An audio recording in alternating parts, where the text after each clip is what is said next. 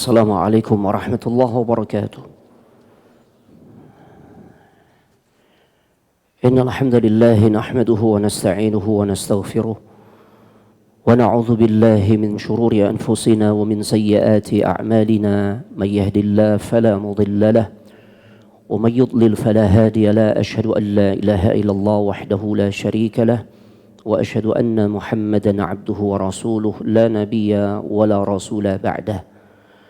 اللهم صل وسلم على هذا النبي الكريم وعلى آله وأصحابه أجمعين. يا أيها الذين آمنوا اتقوا الله حق تقاته ولا تموتن إلا وأنتم مسلمون.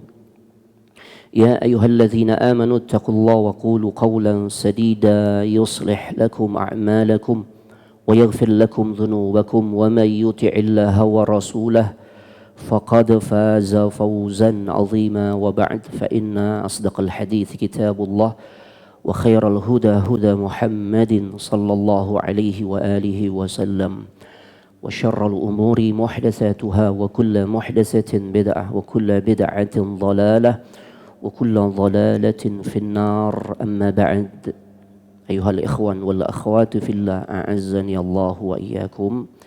Para ikhwan dan juga akhwat, saudara-saudariku jamaah salat zuhur Masjid Nur Salma, yang mudah-mudahan kita semua senantiasa diberikan limpahan rahmat, keberkahan dan juga kemuliaan dari Allah Subhanahu wa taala. Alhamdulillah, enggak terasa kita sudah memasuki hari keberapa jemaah di Ramadan? Ramadan harus berhitung hari, bukan karena urusan kapan THR turun, bukan. Tapi ini berkaitan dengan bagaimana kita menjaga ritme ibadah dan kemudian nanti mengetahui kapan puncak Ramadan itu tiba. Ya, makanya harus berhitung. Sekarang kita memasuki hari ke-14. Artinya malam nanti kita masuk malam ke-15. Kita berharap kepada Allah, semoga Allah Subhanahu wa taala memberikan keistiqamahan kepada kita semua. Karena sesungguhnya keistiqamahan ini adalah karamah yang sesungguhnya. Ya. Seseorang akan mendapatkan buah dari amal perbuatannya yang dia lakukan sepanjang hidupnya, yang nilainya begitu dahsyat kalau dia lakukan dengan istiqamah. Ya, karena kita melihat fenomena di Ramadan banyak yang enggak istiqamah. Terbukti ketika Ramadan semakin bertambah harinya, ya, maka ternyata banyak masjid dan musalla banyak mengalami kemajuan. Apanya yang maju? Safnya yang maju, bukan semangat ibadah. Kita tidak berharap seperti itu. Kita berharap semoga Allah istiqamahkan kita.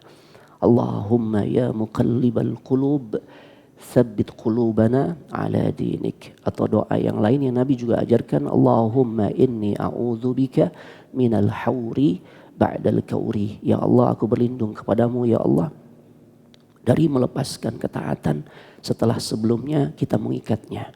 Nah, pembahasan kajian di siang hari ini masih melanjutkan serial 10 sahabat yang dijamin masuk surga, ya, dan kita masuk pada sahabat yang kedua, yaitu sahabat Umar ibn al-Khattab radhiyallahu taala anhu. Masya Allah, beliau mimpin kaum muslimin itu selama 10 tahun, dari tahun ke-13 Hijriah sampai 23 Hijriah. Masya Allah. Dan kepemimpinan yang beliau dapatkan ini berdasarkan pemilihan langsung. Penunjukan langsung. Siapa yang nunjuk? Ya, Abu Bakar As-Siddiq. Jadi metode pemilihan pemimpin dalam Islam diantaranya adalah penunjukan langsung dari pemimpin sebelumnya. Abu Bakar tahu persis bagaimana sosok orang yang paling layak untuk menggantikan dirinya. Siapa sosoknya? Beliau ya mengamanatkan kepada Umar ibn al-Khattab. Ya, metode lain yang diajarkan dalam Islam yang diterapkan oleh para sahabat di dalam memilih pemimpin, yaitu dengan membentuk Dewan Syura. Dan itu yang dilakukan oleh Umar ibn al-Khattab. Ya, di saat beliau memilih sahabat-sahabat yang paling utama untuk berdiskusi, bermusyawarah, menentukan siapa orang yang paling pantas menggantikan dirinya. Ya, taib. Bapak Ibu jamaah sekalian semoga dimuliakan oleh Allah Subhanahu wa taala, kepemimpinan yang beliau dapatkan berdasarkan penunjukan langsung, dan beliau ditunjuk atau diamanatkan menjadi seorang khalifah. Ya, di saat kondisi kaum muslimin menghadapi satu ujian, ya, terjadi perang besar saat itu, yaitu perang Yarmuk, masya Allah. Ya, saat kaum muslimin menghadapi kekuatan orang-orang Romawi, ya, dan secara jumlah pasukan pun kalah jauh. Kaum muslimin cuma memiliki 37.000 pasukan kurang lebih. Adapun orang-orang Romawi saat itu membawa pasukan sebanyak 120.000. Allahu Akbar. Ya, dan bagaimana hasil akhirnya? Allah Subhanahu wa taala memberikan kemenangan buat kaum muslimin. Ya, dan ini berulang kali Allah berikan kemenangan kepada kaum muslimin di saat kaum muslimin justru kekuatannya dari sisi jumlah kalah. Badar 300-an lawan 1.000. Uhud 700 lawan 3.000. Sebenarnya para ulama katakan tidak bisa dikatakan kaum muslimin kalah secara total. Karena di fase awal sebenarnya kaum muslimin menang. Ya, tapi karena ketidaktaatan sebagian pasukan pemanah yang kebanyakan adalah syabab, kaum pemuda, maka pada akhirnya hasil akhirnya kaum muslimin mengalami kekalahan. Makanya sebagian mu'arrikh mengatakan kaum muslimin ya di saat perang Uhud tuh hasilnya draw. Terlebih ya target orang-orang musyrikin Quraisy tidak tercapai. Mereka ingin ngebunuh siapa? Nabi. Mereka ingin membunuh Rasulullah SAW, mereka ingin membunuh Abu Bakar, dan mereka ingin membunuh Umar ibn al-Khattab. Tapi Allah selamatkan ketiganya. Begitu juga dalam perang Ahzab atau Khandak. Ya, 3.000 lawan 10.000. Masya Allah. Bagaimana hasil akhirnya jemaah? Kembali kaum muslimin Allah Subhanahu wa ta'ala berikan kemenangan. Ini sesuai dengan apa yang Allah Subhanahu wa ta'ala firmankan di dalam surah Al-Baqarah ayat 249. Ya, Allah berfirman, "Kam min fi'atin qalilatin ghalabat fi'atan katsirah." Allah berfirman ya bahwasanya betapa banyak kelompok yang jumlahnya sebenarnya sedikit, tapi dia mampu mengalahkan kekuatan yang jumlahnya jauh lebih besar. Apa yang menjadi kunci kemenangan bagi kaum muslimin di saat sebenarnya jumlah pasukannya sedikit dibandingkan pasukan musuh? Para ulama katakan tidak lain karena ketakwaan. Dan itulah yang menjadi target ibadah yang sekarang kita jalani. Puasa. Ya ayyuhalladzina amanu kutiba alaikumus shiyam kama kutiba alal ladzina min qablikum la'allakum tattaqun. Ya, wahai orang-orang yang beriman, diwajibkan atas kalian berpuasa sebagaimana diwajibkan atas orang-orang sebelum kalian. Tujuannya adalah Allah inginkan kita nanti menjadi hamba-hambanya yang bertakwa. Karena takwa ini yang menjadi penentu seseorang akan mendapatkan kemenangan demi kemenangan. Masya Allah. Ya, ini perang Yarmuk luar biasa. 37.000 lawan 120.000. Allahu Akbar. Ya.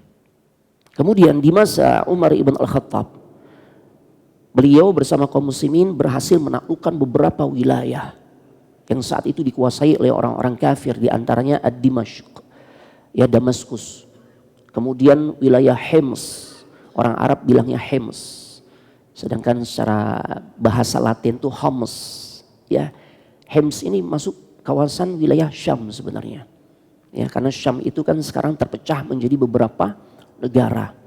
Ya, ada Suria, ada Libanon, ada Yordan, ada juga Palestina. Dulu sebutannya Syam.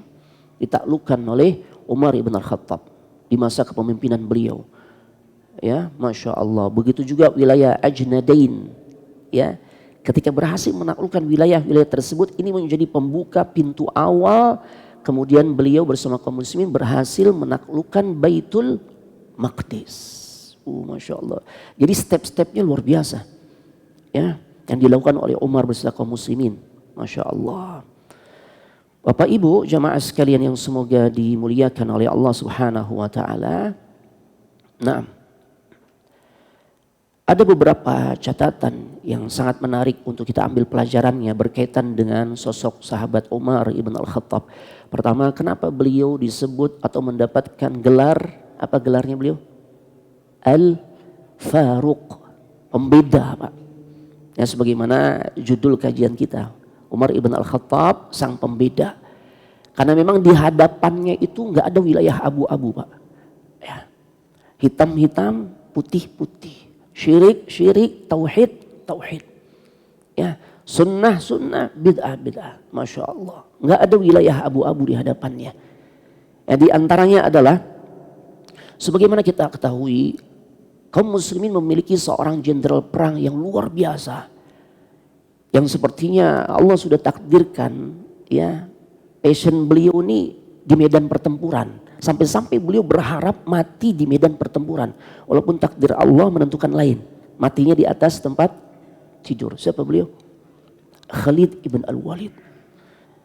Enggak hanya pada saat beliau masuk dalam barisan kaum muslimin, Allah berikan kemenangan. Saat beliau memimpin orang-orang kafir, musyrikin Quraisy, Allah juga kasih kemenangan. Itu siapa yang kemudian ya dengan begitu jeli melihat celah kelemahan pada kaum muslimin di perang Uhud yang tadi menang jadi kalah. Sosok dia nih, Khalid ibn al-Walid. Masya Allah. Ada sesuatu yang menarik, Pak. Ketika kaum muslimin ya saat dipimpin oleh Umar ibn al-Khattab meraih kemenangan demi kemenangan. Tadi daerah-daerahnya atau wilayah-wilayah yang disebutkan. Ada Damaskus, ada Hims, ada Ajnadain, sampai Baitul Maqdis ditaklukkan. Tapi di saat penaklukan kota-kota besar tersebut, tidak tercatat nama panglima yang diamanatkan oleh Umar ibn al-Khattab untuk menaklukkan negeri-negeri tersebut. Tercatat nama Khalid ibn al-Walid. Gak ada.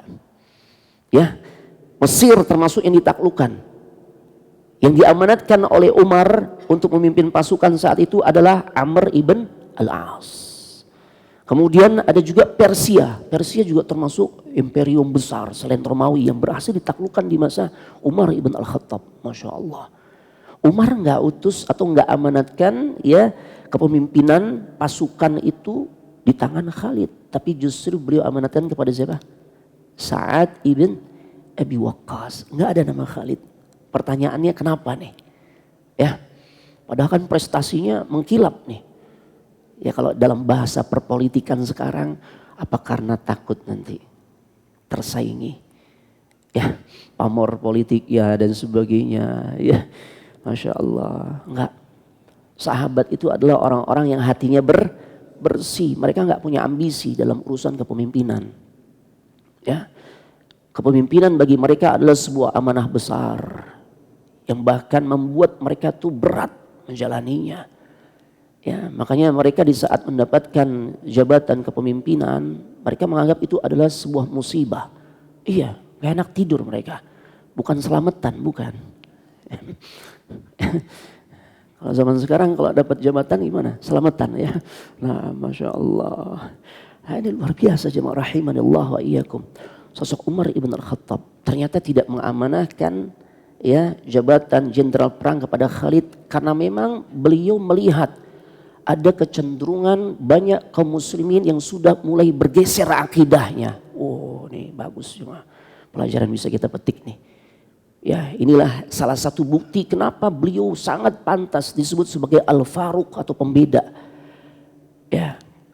Karena perhatian beliau bagaimana membentengi umat agar jangan sampai terjangkiti kesyirikan itu luar biasa. Luar biasa. Setelah perang Yarmuk, ya hasilnya kan kaum muslimin mendapatkan kemenangan. Perang Yarmuk ini sebenarnya diawali di masa kepemimpinan Abu Bakar. Belum selesai Abu Bakar wafat, maka dilanjutkan oleh Umar.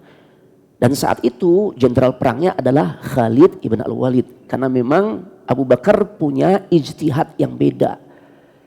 Ya, sebagaimana ijtihadnya Umar ibn al-Khattab. Umar menginginkan copot. Sedangkan Abu Bakar tidak. Aku tidak akan menyarungkan pedang yang Allah telah hunuskan. Oh, Masya Allah. Pedang Allah yang telah terhunus. Beliau gak mau. Sedangkan Umar ibn al-Khattab dari sejak masa kepemimpinan Umar ibn al-Khattab, Abu Bakar as-Siddiq, beliau berharap Abu Bakar copot Khalid. Kenapa? banyak orang mulai bergeser akidahnya. Mereka menganggap kepemimpinan Khalid ibn al-Walid itulah yang menjadi sebab Allah selalu berikan kemenangan demi kemenangan. Jadi mereka berkata, kalau pemimpin kita adalah Khalid, pasti menang, pasti menang, pasti menang. Oh, apalagi terbukti nih, Yarmuk ya 37.000 lawan 120.000, menang lagi. Dan saat itu yang mimpin Khalid ibn al-Walid. Makin banyak orang tuh mengatakan kalau Khalid yang jadi pemimpin kita maka pasti menang. Di masa Umar ya, Khalifah Abu Bakar wafat digantikan Umar, maka kebijakan pertama yang beliau buat adalah mencopot Khalid ibn al-Walid. Allahu Akbar. Dan ini sesuatu yang berat jemaah. Berat bagi Umar, berat juga tentu bagi Khalid. Berat bagi Umar karena memang Rasul pun memuji bagaimana maziyah atau kelebihan yang Allah berikan ya dari sosok Khalid ibn al-Walid, pada sosok Khalid ibn al-Walid. Namun di sisi lain ada hal ya yang jauh lebih penting untuk diperhatikan. Ada sesuatu yang jauh lebih penting untuk dijaga. Apa itu? Akidah umat. Dari sini para ulama mengatakan bahwasanya sepatutnya seorang pemimpin tidak hanya dia mengurusi masalah ekonomi, ya, masalah pendidikan dan sebagaimana yang diterapkan oleh pemimpin-pemimpin yang kita lihat. Nggak hanya sebatas itu. Tapi yang tidak kalah pentingnya adalah tugas atau tanggung jawab pemimpin adalah ngebentengin umatnya agar akidahnya tidak rusak. Tauhidnya benar-benar terjaga. Allahu Akbar. Ya, makanya copot. Ya karena udah jelas tuh mereka mengatakan kalau Khalid jadi pemimpin kita pasti menang. Allahnya udah mulai bergeser tuh. Ya, udah bergeser. Allahu Akbar. Al-Faruq. Dan yang hebatnya lagi ya, keputusan politik, kebijakan politik ini kan berat nih. Berat di hadapan Umar karena memang hubungan Umar dengan Khalid itu baik. Ya. Berat juga bagi Khalid. Khalid yang tadi Anda sudah sampaikan. Sepertinya memang Allah sudah takdirkan. Ya, ini orang memang passionnya di mana? Di medan pertempuran. Makanya obsesi mulianya beliau nih, obsesi yang luar biasa, ingin mati syahid. Ya, kemudian dicopot jabatannya, nonjob. Ya kalau tetap jadi tentara tapi tentara kantor gitu ya. Ya Allah, yang biasanya nih terjun ke lapangan nih cuma dijadikan tentara yang tugasnya di kantor aja jemaah. Allahu Akbar. Bagaimana sikap Khalid? Terima gak? Terima. Karena memang gak ada sahabat tuh punya obsesi untuk mendapatkan kepemimpinan. Haus kepemimpinan enggak. Andipun mereka dapat kepemimpinan, dapat jabatan, itu dalam rangka untuk dijadikan sebagai sarana beribadah kepada Allah. Ya. Bertanya, apa yang menjadikan alasan engkau mencopot diriku? Maka Umar katakan, dan Khalid pun menerima. Ya, ini luar biasa jemaah. Dan Khalid enggak bikin tuh kubu barisan sakit hati misalnya itu, enggak ada ceritanya kayak begitu, enggak ada, Masya Allah. Ini menunjukkan betapa beningnya hati para sahabat Nabi Sallallahu Alaihi Wasallam. Makanya pantas kalau Allah mengatakan was-sabiqunal awwaluna minal muhajirin wal ansar walladzina ittaba'uuhum bi ihsan radhiyallahu anhum wa radu an. Ya, generasi terdahulu dari kalangan muhajirin dan ansar dan orang-orang yang mengikuti jejak langkah para sahabat di dalam beragama, Allah ridho kepada mereka dan mereka pun pasti ridho kepada Allah. Generasi yang dijamin kebenarannya di dalam konsep beragama. Makanya itulah yang disebut dengan konsep manhaj, cara beragama. Al-Quran dan hadis tentu ini adalah sumber pegangan kita. Ya, akan tetapi belum cukup. Menurut pemahaman siapa tuh? Al-Quran hadis yang kita pakai.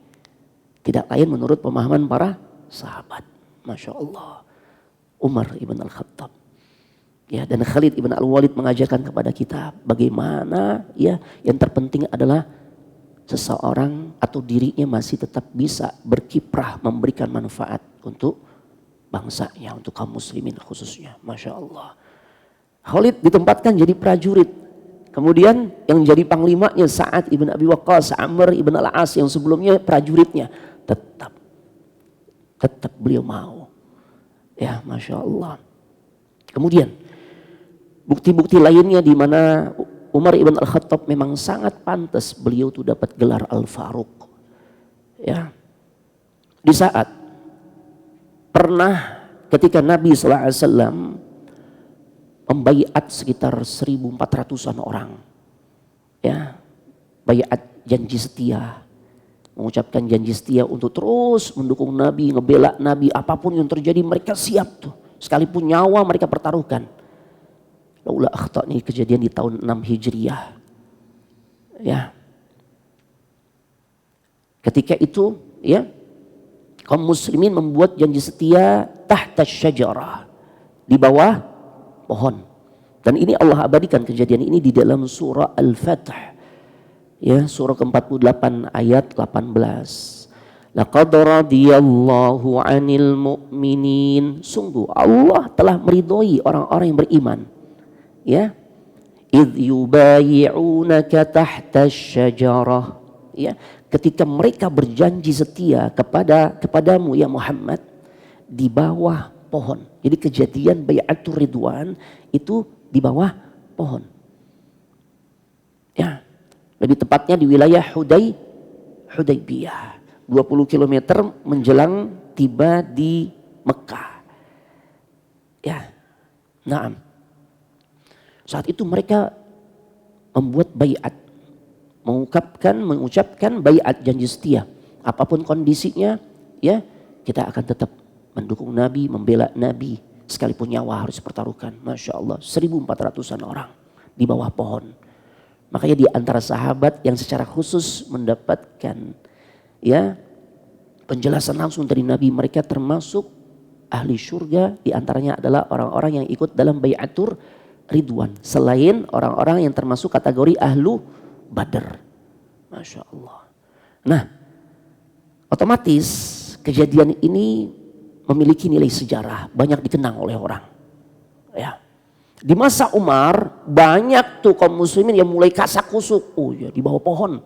Allah abadikan tuh dalam surah Al-Fath ayat 18. Ya, kejadian baiatur ridwan di bawah pohon. Banyak orang mendatangi pohon tersebut. Karena meyakini pohon ini adalah pohon keramat. Ya, mirip gak dengan kejadian yang terjadi di bangsa kita, di negeri kita ya. Sesuatu yang paling laris, benda-benda keramat, kuburan. Masya Allah. Di masa Umar terjadi, orang banyak mulai mengeramatkan tempat tersebut. Cari itu. Ya, ada yang menggantungkan pedang di pohon tersebut. Sebagaimana juga pernah terjadi permintaan sebagian orang kepada Nabi, ya, ketika ada yang disebut Zatu Anwat, pohon yang dimana orang musyrikin tuh taruh ya pedang-pedangnya. Jadi kalau nanti perang tuh mereka yakini akan menjadikan pedangnya memiliki kemampuan yang lebih. Masya Allah. Ya, Umar tahu nih banyak kaum muslimin yang sudah menganggap pohon ini pohon keramat. Apa yang terjadi? Umar datangi pohon tersebut, tebang. Bukan cuma tebang. Kalau ditebang khawatir numbuh lagi. Cabut sampai ke akar-akarnya. Masya Allah. Bagaimana kalau ini terjadi di negeri yang kita cintai? Kayaknya jadi paket wisata religi jemaah. Jangan-jangan ada paket wisata religi. Subhanallah. Tebang jemaah. Al-Faruq jemaah. Masya Allah. Ya, Umar ibn al-Khattab ini luar biasa. Ya Allah. Ya. Sosok yang satu sisi beliau ini tegasnya luar biasa. Namun di sisi lain kelembutan hatinya juga kita banyak dengar cerita tentang hal tersebut. Ya, kelembutan hatinya. Bagaimana beliau ya di saat mendengar ya di sebuah rumah terdengar jeritan tangis anak-anak yang kelaparan. Oh ya Allah. Ya, ternyata enggak ada makanan yang tersedia di rumah tersebut. Yang sedang dimasak oleh ibunya adalah batu.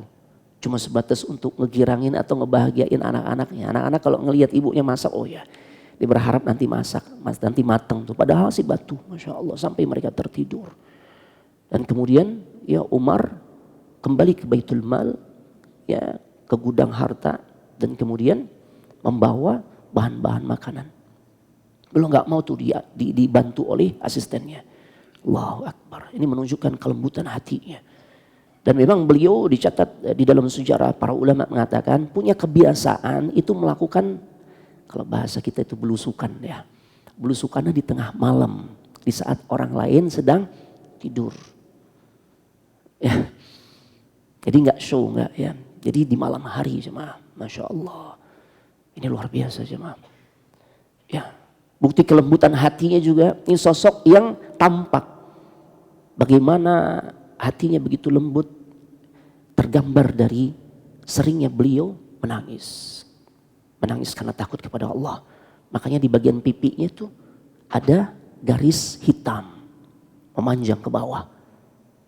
Mirip ibu-ibu tuh. Kalau air shadownya atau maskaranya luntur gitu ya.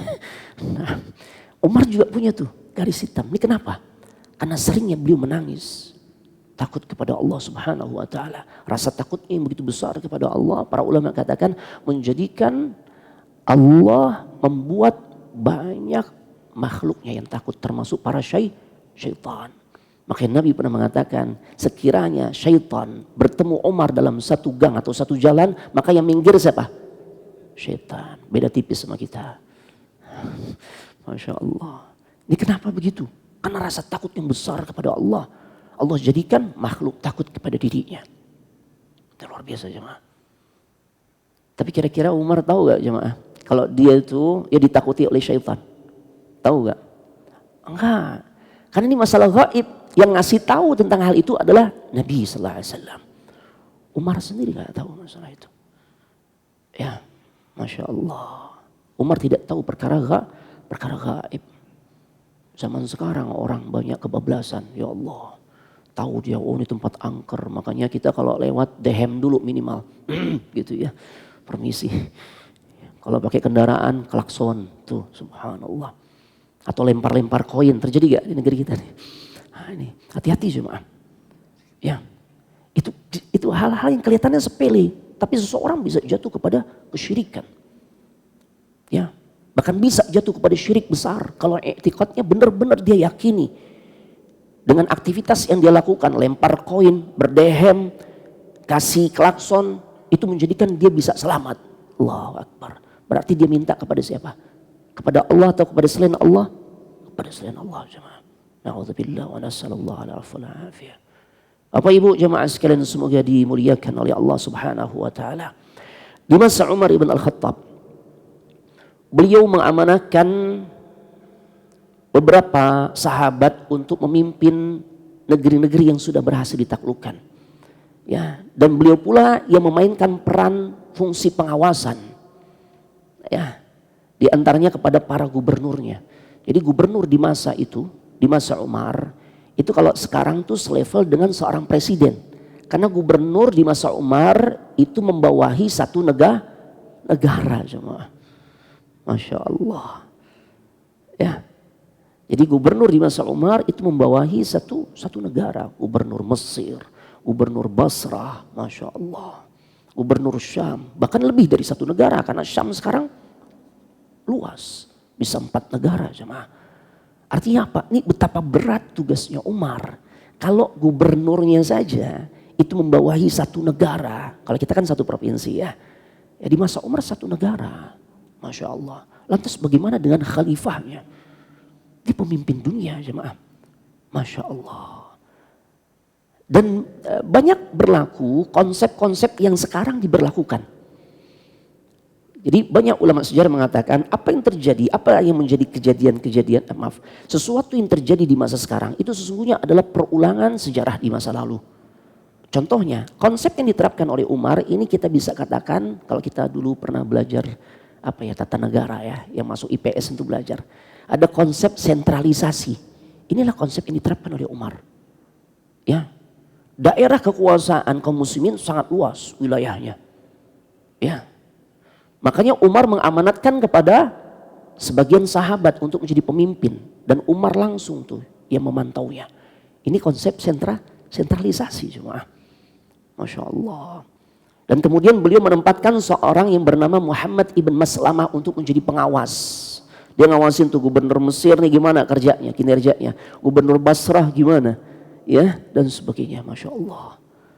Ini cara jitu jemaah. Karena memang cerdas nih Umar, pemimpin yang cerdas. Al-Faruq, Masya Allah. Umar satu ijtihad yang kemudian disetujui oleh Khalifah Abu Bakar As-Siddiq, di mana seorang abdi negara, seseorang yang diamanatkan mengurusi hajat hidup orang banyak, itu diberikan gaji. Kejadian awalnya ketika Khalifah Abu Bakar diangkat. Hari pertama beliau memimpin sebagai Khalifah kaum muslimin, ya. Apa yang terjadi? Umar saat itu datang untuk menghadap beliau untuk mengadukan permasalahan umat. Ternyata nggak didapati Khalifah Abu Bakar. Kenapa nggak didapati Abu Bakar? Karena Abu Bakar saat itu berada di mana? Pasar, sedang dagang. Ini masalah nih. Ya kalau orang ngurusin masalah umat lagi dibutuhkan, dia lagi dagang. Akhirnya apa? Maka dia katakan kepada Khalifah, besok hari engkau tidak perlu lagi ke pasar. Ya, adapun masalah nafkahnya akan dijamin. Makanya ada istilah gaji bagi para abdi negara. Masya Allah. Berlaku gak zaman sekarang? Berlaku jemaah. Masya Allah. Ya. Dan di masa kepemimpinan Khalifah atau sahabat Umar ibn Al-Khattab, Masya Allah, kaum muslimin itu merasakan keadilan. Ya. Sampai-sampai ketika ada utusan dari Persia datang hendak bertemu dengan Umar ibn Al-Khattab. Maka utusan ini bertanya, di mana istananya Khalifah Umar ibn Al-Khattab? Maka kaum muslimin menjawab, kalau Anda ingin mencari Umar, istananya itu di mana? Fil masjid. Allahu Akbar. Di masjid jemaah. Terus bagaimana kalau aku nggak dapati pemimpin kalian di masjid? Maka silakan. Biasanya beliau berada di bawah pohon sedang beristirahat. Allahu Akbar. Ya. Kaget nih utusan dari Persia. Dia cari di masjid nggak ada. Ternyata didapati Umar sedang tidur pules di bawah pohon tanpa pengawalan. Masya Allah. Nggak ada pas pampres jemaah. Apa namanya kalau bukan menunjukkan di masa Umar belum memimpin itu keadaan benar-benar aman, adil, sejahtera. Sampai-sampai orang ini berkata, ini menarik banget ucapannya. Ketika dia melihat Umar sedang tidur dengan begitu pulesnya di bawah pohon, presiden atau pemimpin dunia, lebih dari presiden ya, ini pemimpin dunia tidur di bawah pohon jemaah, nggak ada yang awal. Maka saat dia menghadap dia mengatakan, hakamta fa'adalta fa'animta ya fa'aminta fanimta. Masya Allah. Karena engkau memimpin rakyatmu, negerimu dengan penuh kebijaksanaan, dengan penuh keadilan, maka sesungguhnya engkau merasakan keamanan yang luar biasa. Sampai-sampai ya engkau tidur di bawah pohon pun tanpa adanya pengawalan. Masya Allah. Ya. Ini ucapannya luar biasa jemaah. Hakamta fa'adalta fa'aminta fanimta.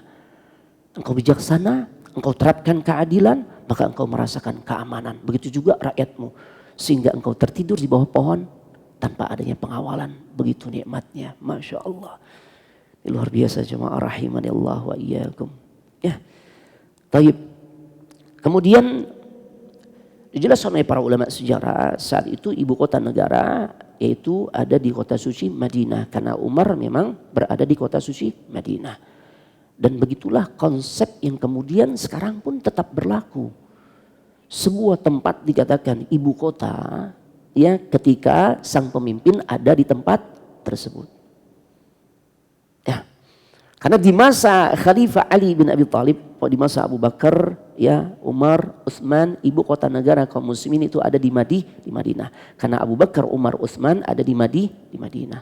Kepemimpinan Ali pindah ke Kufah. Maka ibu kota negara kaum muslimin saat itu pindah ke Kufah. Jadi nggak usah heboh. Kalau nanti pindah kemana? Ya kalau mau akhirnya pindah ke Kalimantan. Ya. Nah, karena memang konsepnya begitu jemaah. Ya, ibu kota negara itu adalah tempat yang dimana sang pemimpin juga stay di situ. Masya Allah. Ya. Kemudian Al-Faruq sang pembeda. Apalagi hal-hal yang menjadi pembeda di masa Umar yang tidak pernah ditemui di masa-masa lainnya. Di masa Umar ibn Al-Khattab, beliau melarang sahabat-sahabat besar, ya, sahabat-sahabat yang keilmuannya paling hebat. Dilarang bagi mereka untuk keluar dari kota suci Madinah. Mereka dilarang untuk keluar Madinah. Kenapa begitu? Tidak lain tujuannya adalah untuk maslahat. Umar nggak ingin pada saat beliau membutuhkan nasihat dari para ulama di kalangan sahabat besar ini, ternyata para sahabat tersebut nggak ada di tempat. Oh, ini penting nih. Antum perhatikan nggak? Ulama besar di Saudi di antaranya siapa? Yang masuk dalam barisan Hay'ah Kibaril Ulama. Di antara Syekh Saleh Fauzan. Antum pernah ikuti kajian Syekh Saleh Fauzan di Indonesia? Beliau datang ke Indonesia? Pernah gak? Enggak. Kenapa? Beliau termasuk orang kepercayaannya di pemerintahan kerajaan Saudi. Gak boleh keluar jemaah. Sebagaimana diterapkan oleh Umar ibn Al-Khattab. Beliau melarang sahabat-sahabat besar yang memiliki keilmuan luar biasa untuk keluar dari Madinah. Kenapa? Beliau sangat butuh nasihat-nasihatnya, arahannya, tegurannya. Dan itu yang diberlakukan juga di negara Saudi Arabia jemaah. Kita gak pernah dapati kan Syekh Saleh Fauzan datang ke Istiqlal ngasih kajian. Enggak. Karena beliau masuk dalam barisan Hay'ah Kibarul Ulama. Ulama yang memang memiliki otoritas ya untuk memberikan nasihat kepada pemerintah kerajaan Saudi. Ya, dan mereka sangat dibutuhkan penasihat utamanya istilahnya. Makanya nggak ada ceritanya Syekh Saleh Fauzan tuh keluar luar negeri itu ya. Nggak ada. Masya Allah. Itu diterapkan di masa Umar ibn Al-Khattab radhiyallahu ta'ala anhu. Terakhir sebagai penutup. Betapa adilnya beliau. Sosok pemimpin yang Masya Allah luar biasa. Ya. Di saat beliau dalam keadaan sekarat. 1 pekan beliau sekarat tuh Pak. Setelah peristiwa ya subuh berdarah ditikam oleh Abu Lu'lu' al-Majusi, perutnya robek tuh. Abdullah ibn Umar bersaksi, saat aku memberikan makan minum untuk ayahku, beliau makan maka keluar lagi tuh dari perutnya karena robek jemaah, ususnya robek. Ya Allah. Ya. Menjelang wafatnya di antara kebijakan yang beliau sampaikan adalah untuk menangkap salah satu putranya yang bernama Ubaidillah. Allahu Akbar. Tangkap Ubaidillah. Ya. Kenapa seperti itu? Sebagian riwayat menjelaskan tentang peristiwa ini. Ini menunjukkan tentang keadilan khalifah atau sahabat Umar ibn Al-Khattab. Karena ternyata Ubaidillah melakukan satu kebijakan sepihak. Dia nangkep orang-orang, bahkan bukan sekedar nangkep. Dia ngebunuh orang-orang yang dia duga menjadi eksekutor pembunuh ayahnya. Ya. Abu Lu'lu' al-Majusi kan punya sekutu, punya teman-teman yang memang Ubaidillah punya alasan jemaah. Dijelaskan di dalam buku-buku sejarah. Ubaidillah teringat kejadian sebelum ayahnya ditikam di peristiwa subuh berdarah. Di satu malam dia ketemu dengan Abu Lu'lu'. Abu Lu'lu' al-Majusi sedang berbincang-bincang dengan beberapa orang temannya. Ya, 2 atau 3 orang temannya. Dan saat berpapasan mereka kaget. Dan saat kaget jatuhlah khanjar. Tahu khanjar? Pisau bermata 2 yang bercabang 2 yang digunakan untuk membunuh Umar. Untuk menikam Umar. Jatuh. Dan Ubaidillah tahu. Di saat peristiwa penikaman ayahandanya. Ya, itu menggunakan khanjar. Pisau bermata 2. Connect dia. Oh berarti kemarin aneh ketemu tuh. Dia lagi bicarain tentang usaha ngebunuh ayahnya. Makanya ketika ya hal itu dia ingat. Dia cari tuh teman-temannya Abu Lu'lu' dan kemudian dia eksekusi. Tapi di hadapan Umar perilaku seperti ini adalah kesalahan. Ya, karena dia menghukum seseorang bukan atas dasar dibawa ke meja pengadilan. Allahu Akbar. Bukan kewenangannya untuk melakukan eksekusi terhadap pelaku kejahatan walaupun itu kepada ayahnya. Ya, pelaku kejahatan terhadap ayahnya. Masya Allah. Kata Umar ibn Al-Khattab, tangkap, berikan hukuman untuk anaknya yaitu Ubaidillah. Allahu Akbar. Ini menunjukkan tentang keadilan sosok sahabat ya Umar ibn Al-Khattab radhiyallahu taala anhu. Masya Allah. Sebenarnya banyak sekali cerita yang bisa kita angkat dari sosok ya sahabat Umar bin Al-Khattab, tapi karena waktu istirahat antum sepertinya sudah selesai ya. Taib. Ada pertanyaan jemaah? Mungkin satu pertanyaan? Enggak ada. Taib, fadhal.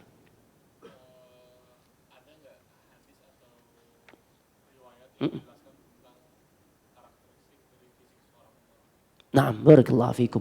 Sebagian mu'arrikh menjelaskan karakteristik fisik dari sahabat Umar ibn Al-Khattab, di antaranya adalah beliau adalah sosok yang memiliki perawakan sangat tinggi. Makanya ketika sebagian sahabat mendeskripsikan tentang ciri fisik Nabi, ya Nabi itu fisiknya mu'tadilan, pertengahan. Enggak setinggi Umar, sebesar Umar, tapi juga enggak sekecil Abdullah ibn Mas'ud, pertengahan. Karena Umar tuh tinggi besar. Sampai-sampai sebagian mu'arrikh, sebagian ahli sejarah mengungkapkan Umar itu kalau naik kuda Arab. Antum paham kuda Arab ya? Bukan kuda bima. Kuda bima kan kecil-kecil gitu ya. Ini kuda Arab nih. Bongsor-bongsor jemaah. Itu seperti kita naik Mio. Kakinya nyengser. Kebayang berarti ya. Tinggi banget nih orang nih. Lah iya antum naik Mio. Ya kan? Kaki kita kan nyengser ke bawah. Itu gambaran Umar saat naik kuda Arab. Allahu Akbar. Tinggi banget nih orang artinya. Itu jadi antara yang Anda dapatkan tuh. Penjelasan para ulama tentang ciri fisik Umar ibn Al-Khattab. Ya, yang jelas fisik memang besar ya, dan kuat. Masya Allah. Ya, taib. Demikian. Wallahu ta'ala a'la wa a'lam. Taib, ini yang bisa Anda sampaikan. Ada lagi? Jika tidak ada, kita cukupkan sampai di sini. Tutup dengan doa kafaratul majlis. Subhanakallahumma wa bihamdik. Asyhadu an la ilaha illa anta astaghfiruka wa atubu ilaik. Assalamualaikum warahmatullahi wabarakatuh.